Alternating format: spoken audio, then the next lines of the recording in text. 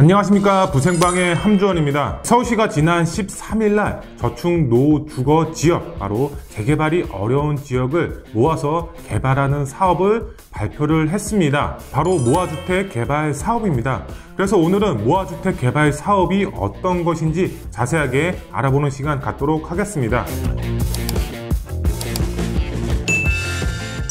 네, 그러면 보도 자료를 한번 살펴보도록 하겠습니다. 여기 보시면은 재개발 어려운 저축 주거지 정비 모델 오세훈표 모아주택 26년까지 3만호를 공급하겠다, 이렇게 나와 있습니다. 이런 소규모 재개발 사업, 바로 가로주택 정비 사업을 모아서 뉴타운 형식으로 개발하는 사업이 바로 모아주택 사업이다 라고 보시면 좋을 것 같습니다. 뉴타운 축소판이다 라고 이해를 하시면 쉽게 이제 접근하실 수가 있겠는데요. 여기 모아주택은 이웃한 다가구 다세대주택 필지 소유자들이 개별 필지를 모아서 블록 단위로 양질의 주택을 공동 개발하는 정비 사업이다, 이렇게 나와 있습니다. 대지 면적 자체가 약 1500제곱미터 이상일 경우 추진이 가능하다, 이렇게 나와 있는데요. 여기 1500제곱미터라고 하면은 평수로 환산했을 때 약 450평 정도 된다라고 보시면 좋을 것 같습니다. 정말 소규모로 약 450평의 면적만 있으면은 추진이 가능하다라고 보시면 좋을 것 같습니다. 공공기여와 국비 지원 등을 활용해서 지하 주차장, 어린이집, 도서관 등 이런 기반 시설도 확충할 수가 있다, 이렇게 나와 있습니다. 그리고 이제 모아주택의 정말 가장 큰 장점이 있습니다. 바로 사업 속도입니다. 지금 보시면은 개별 주택을 대상으로 한 소규모 정비 사업은 정비계획 수립, 그 다음에 추진위 승인, 관리 처분 인가 절차 자체가 생략이 돼서 2년에서 4년이면 사업이 완료가 될 수 있다라는 점입니다. 그만큼 이런 절차들이 생략이 되기 때문에 사업 속도가 굉장히 빠르다라는 장점이 있습니다. 여기 보시면은 재건축과 이제 민간 재개발의 경우는 보통 8년에서 10년 정도 걸립니다. 지금이 8년에서 10년이지 그 이전에는 15년에서 20년까지도 걸렸었습니다. 이런 모아주택 소규모 정비 사업의 경우는 4년 안에 실입 입주가 가능하다라는 점입니다. 정비계획 수립 단계 추진위 승인, 그 다음에 마지막으로 관리 처분이 생략이 되기 때문에 사업 속도가 굉장히 빠르다라는 장점을 가지고 있습니다. 소규모 정비 사업이 활성화됨으로써 공급난을 빠르게 해소할 수가 있는 장점이다 라고 보시면 좋을 것 같습니다. 네, 그러면 모아주택 특장점에 대해서 한번 알아보도록 하겠습니다. 먼저 첫 번째로 보시게 되면은 공공 플러스 바로 기반시설 조성비가 지원이 된다라는 점입니다. 바로 금액적으로 봤을 때 375억 원이 지원이 된다라는 점입니다. 뭐 주차장이라든가 어린이집, 공공시설, 유치원 등 여러가지 공공시설이 마련이 됨으로써 많은 편의시설이 제공이 된다라는 점 주목하시면 좋을 것 같고요. 두 번째로 봤을 때 바로 충수 완화입니다. 그전까지는 7층 2종 일반 주거지역 안에서 7층 이상으로 건물을 지을 수가 없었죠. 바로 종상향도 가능하고 10층에서 15층까지 규제가 완화가 된다라는 점입니다. 종상향까지 되면은 여기서 층수가 더 올라갈 수가 있겠죠. 그만큼 사업성도 굉장히 좋아진다라는 점입니다. 그리고 세 번째로 봤을 때 바로 건축가 지원입니다. 건축가가 지원이 되기 때문에 외관적으로 봤을 때, 외부적으로 봤을 때 이런 환경적인 부분이 굉장히 개선이 될 것으로 보여지고 있습니다. 그리고 마지막으로 봤을 때 앞서서 이제 말씀을 드렸지만 사업 속도가 굉장히 빠르다라는 점입니다. 일반 재개발에 비해서 사업 속도가 굉장히 빠르기 때문에 일반 민간 재개발에 비해서 입주 시기도 굉장히 빠르다라는 장점도 있고 사업성도 좋아지기 때문에 이런 조합원들의 이익도 크게 개선이 될 것으로 보여지고 있다. 이런 점 좀 주목하시면 좋을 것 같습니다. 그래서 이제 서울시가 2개의 지역을 시범 단지로 선정을 했습니다. 그 중에서 1개의 지역을 예를 들어서 설명을 해드리도록 하겠습니다. 강북구 번동이 이번에 시범 단지로 선정이 돼서 모아타운으로 개발이 진행이 되고 있습니다. 모아타운 지정 근거는 빈집 및 소규모 정비 관한 특례법에 따라서 소규모 재정비 관리구역 방식으로 노후도 50% 이상 면적, 그 다음에 10만 제곱미터 이내 모아타운으로 지정한다 이렇게 나와 있습니다. 지금 모아주택으로 개발이 되려면 바로 노후도 조건이 50%, 그 다음에 면적 자체가 10만 제곱미터 이하이다 라고 보시면 좋을 것 같은데요. 여기 보시면은 1구역, 2구역, 3구역, 4구역, 5구역 이렇게 5개의 구역으로 현재 나눠 있지만 뉴타운처럼 동시다발적으로 개발이 되면서 아파트 단지로 개발이 된다라고 보시면 좋을 것 같은데요. 지금은 저층 노주거 지역이지만 이렇게 개발이 됐을 때에는 대단지 아파트처럼 변한다라고 보시면 좋을 것 같습니다. 그리고 여기에서 가장 큰 장점이 있습니다. 어떤 장점이 있느냐? 바로 만약에 예를 들어서 1구역, 2구역, 3구역, 4구역, 5구역 이렇게 나눠진다라고 가정을 했을 때 이 지역들 자체의 노후도가 다 다르겠죠.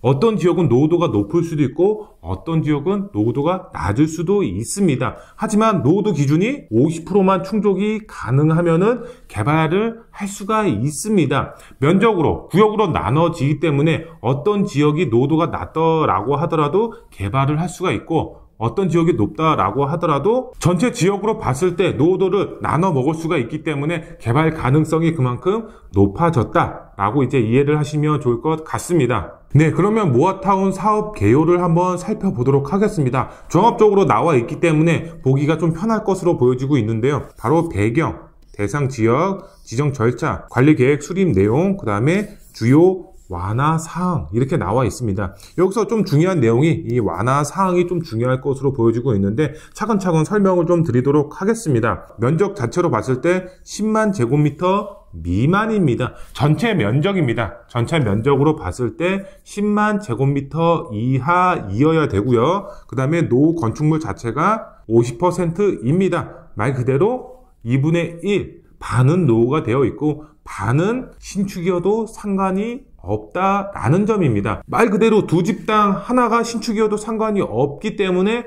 많은 지역들이 개발이 될 수가 있다라는 장점이 있다라고 보시면 될 것 같고요. 지정 절차를 한번 보시게 되면은 이 공모 접수가 들어가서 구청에서 심의를 해서 바로 발표가 이루어지는 요번에 신속통합기획민간 재개발하고 거의 비슷한 개념이다라고 보시면 좋을 것 같고요. 그 다음에 가장 중요한 점이 바로 완화 사항입니다. 완화 사항을 한번 보시게 되면은 가로 구역, 6m 도로 등으로 둘러싸인 구역이 그 전까지는 맞춰져 있어야 됐었습니다. 바로 가로주택 정비 사업이 추진이 되려면은 이 바운더리가 바로 6m 도로를 끼고 있어야지 재개발이 가능했었습니다. 하지만 심의를 거쳐서 완화를 할 것으로 보여지고 있다라는 점이고요. 그 다음에 노후도 기준 자체 보시면은 그 전까지는 67% 이상이어야 되지만 10% 낮췄죠. 57% 이상이어야 된다라고 나와 있습니다. 그리고 시행 면적 그 전까지는 1만 제곱미터 미만이었지만 2만 제곱미터 미만으로 완화가 됐고요. 용도 지역 상향 1종, 2종 일반 주거 지역이 2, 3종으로 일반 주거 지역으로 상향 조정이 될 것으로 보여지고 있습니다.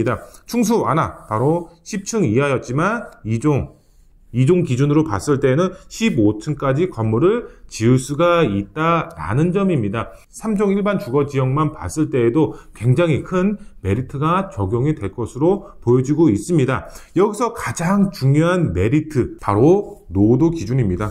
노후도 기준. 노후도 기준이 완화가 됐다라는 점은 정말 가장 큰 메리트다라고 보시면 좋을 것 같습니다.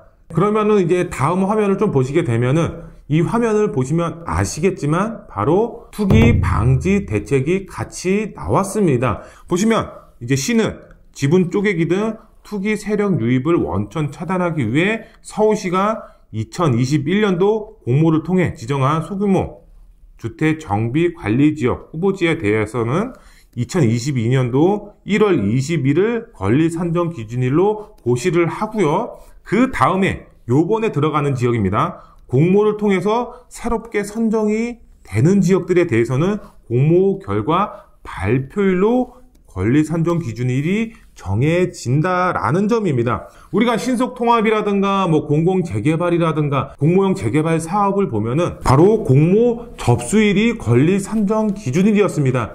모아주택의 경우는 공모 결과 발표일입니다. 굉장히 큰 차이가 있습니다. 그만큼 투자자분들은 시간이 다른 정비 사업에 비해서 넉넉하기 때문에 그렇습니다. 3월 달에 공모 결과가 발표될 것으로 보여지고 있습니다. 이번 1차입니다.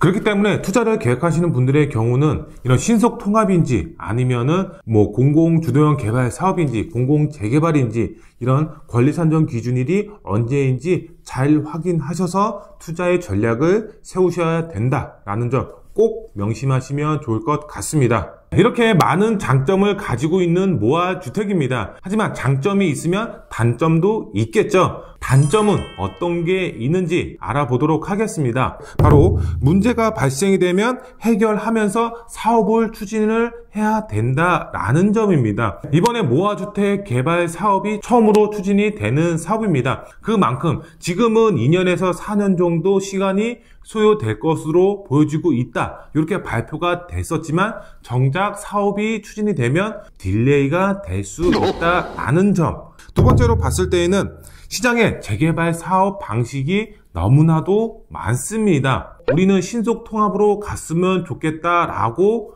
얘기를 하는 사람이 분명히 있겠죠. 우리는 신속 통합보다는 이런 모아주택, 모아타운으로 개발을 하자라는 목소리가 있을 수도 있겠죠. 우리는 공공재개발로 가자 이렇게 말하는 분들도 분명히 있을 겁니다. 그만큼 서울시 안에 재개발 사업 방식이 굉장히 많이 있습니다. 어떤 사업 방식으로 갈지 너무 혼란스러운 상황이 올 수도 있다라는 점입니다. 그리고 마지막 세 번째 봤을 때 완공 시점이 다 제각각일 수도 있다라는 점입니다. 구역별로 나눠져서 개발하는 방식이기 때문에 한쪽은 개발이 완료가 되고 한쪽은 늦어질 수도 있다라는 점입니다. 구역별로 제각각 이루어지기 때문에 완공 시점이 달라질 수 있다라는 점 꼭 명심하시면 좋을 것 같습니다. 네, 오늘은 이제 모아주택, 모아타운에 대해서 이야기해보는 시간 가졌습니다. 이렇게 다양한 이제 재개발, 정비 사업 방식이 서울에서 추진이 되고 있기 때문에 어떤 지역이 개발이 될 수는 아직은 알 수가 없지만 시장 상황 잘 보고 판단하셔서 투자의 전략 빨리 세우시는 게 본인의 자산 가치를 늘릴 수가 있는 확실한 방법이지 않을까 이렇게 말씀을 드릴 수가 있겠습니다. 오늘 영상 마음에 드셨으면 구독 버튼, 좋아요 버튼, 알림 설정 버튼 꼭 부탁드리겠습니다. 다음 영상에 더 알찬 정보로 찾아뵙도록 하겠습니다. 감사합니다.